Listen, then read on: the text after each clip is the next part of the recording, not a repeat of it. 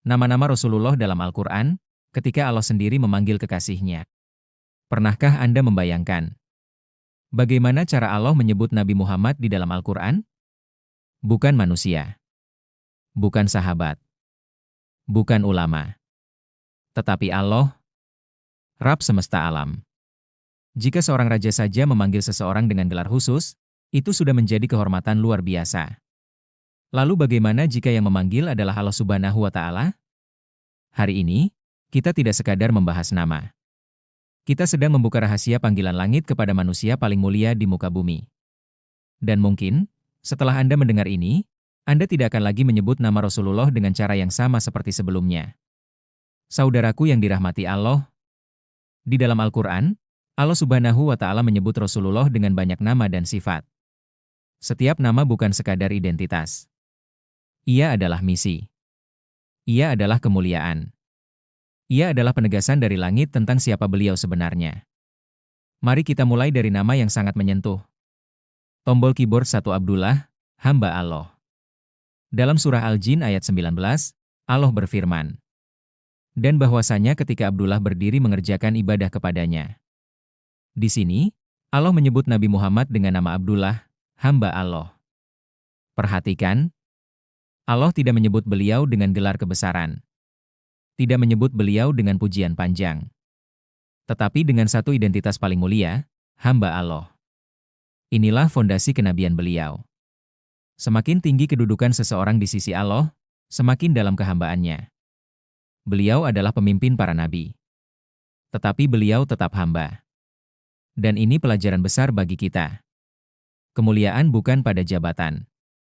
Kemuliaan bukan pada kekuasaan. Kemuliaan ada pada ubudiyah, penghambaan kepada Allah. Tombol keyboard 2 An-Nadzir Al-Mubin, pemberi peringatan yang jelas. Dalam surah Al-Hijr ayat 89, Allah berfirman, dan katakanlah, sesungguhnya aku adalah pemberi peringatan yang jelas. Di sini Rasulullah disebut sebagai An-Nadzir Al-Mubin.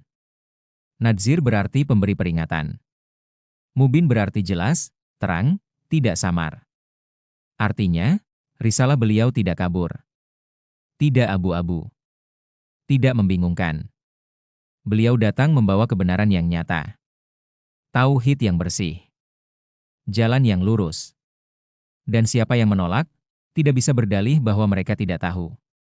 Tombol keyboard 3 Mudzakir, sang pengingat. Dalam surah Al-Ghasyiyah ayat 21. Maka berilah peringatan, karena sesungguhnya engkau hanyalah seorang pemberi peringatan. Allah menyebut beliau sebagai Mudzakir, pengingat. Apa maknanya? Manusia sebenarnya sudah memiliki fitrah. Sudah tahu tentang kebenaran. Tetapi sering lupa. Dan Rasulullah hadir bukan untuk menciptakan kebenaran baru, tetapi untuk mengingatkan kembali fitrah yang tertanam dalam hati manusia sejak zaman Nabi Adam. Tombol keyboard 4 Basyir dan Nadzir. Dalam banyak ayat, Allah menyebut beliau sebagai Basyir dan Nadzir. Basyir, pembawa kabar gembira. Nadzir, pemberi peringatan. Beliau membawa dua sisi sekaligus. Kabar surga bagi yang taat.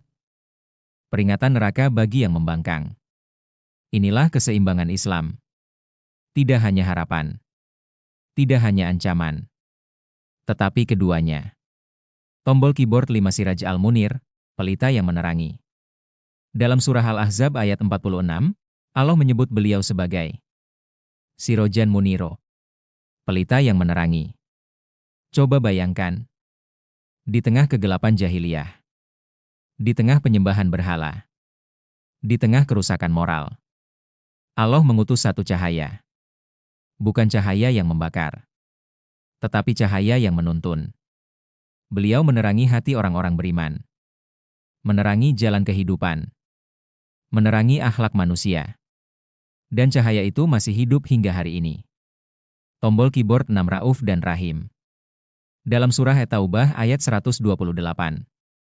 Sungguh telah datang kepada kalian seorang rasul dari kalangan kalian sendiri terhadap orang-orang beriman. Ia sangat penyantun dan penyayang.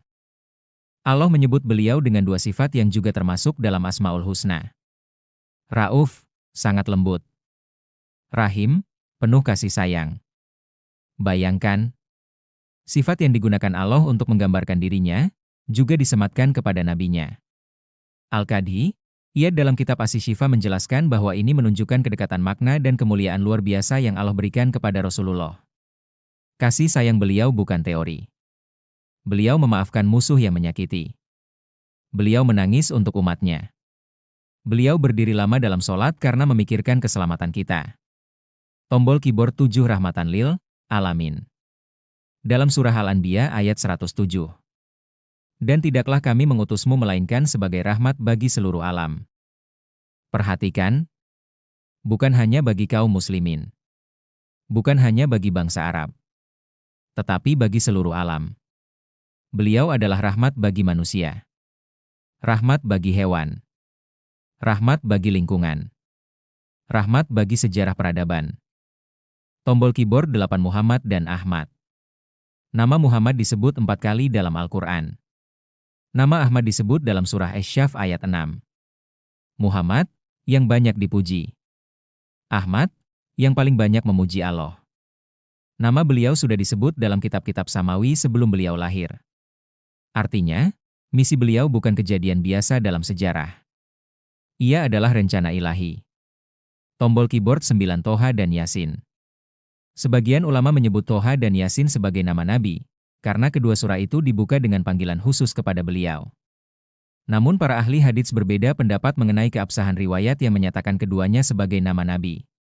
Yang jelas, kedua surah tersebut adalah bentuk perhatian khusus Allah kepada Rasul-Nya.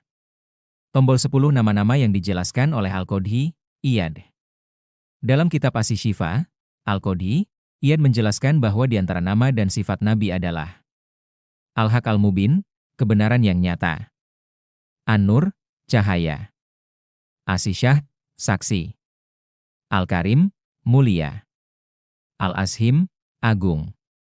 Sebagian ayat yang menyebut Al-Haq ditafsirkan oleh sebagian ulama sebagai merujuk kepada Nabi Muhammad, dan sebagian lagi kepada Al-Quran.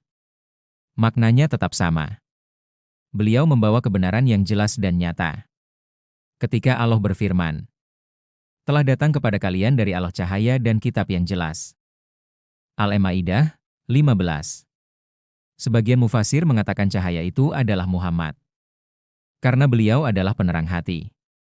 Saudaraku, jika Allah saja menyebut beliau dengan begitu banyak kemuliaan, lalu bagaimana dengan kita? Apakah kita sudah mengenal beliau? Apakah kita sudah mencintai beliau dengan benar?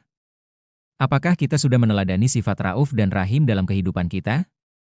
Jangan sampai kita sering bersyalawat, tetapi tidak mengenal siapa yang kita syalawati. Jangan sampai kita bangga sebagai umat Muhammad, tetapi tidak memahami bagaimana Allah memuliakan beliau di dalam Al-Quran. Dan tahukah Anda? Nama-nama yang kita bahas hari ini baru sebagian kecil dari lautan kemuliaan Rasulullah. Masih ada pembahasan lebih dalam tentang bagaimana para ulama menjelaskan hubungan nama-nama Nabi dengan Asmaul Husna. Bagaimana setiap nama memiliki dimensi teologis dan spiritual yang luar biasa. Dan yang lebih menggetarkan lagi, bagaimana nama-nama itu berkaitan dengan kedudukan beliau di hari kiamat. Di video berikutnya, kita akan menyelami rahasia itu. Jangan lewatkan. Karena semakin kita mengenal nama-nama beliau, semakin dalam cinta kita. Dan semakin dalam cinta kita, semakin dekat kita dengan syafaat beliau di hari akhir. Klik video selanjutnya sekarang. Dan mari kita lanjutkan perjalanan mengenal manusia paling mulia yang pernah hidup di muka bumi, Nabi Muhammad.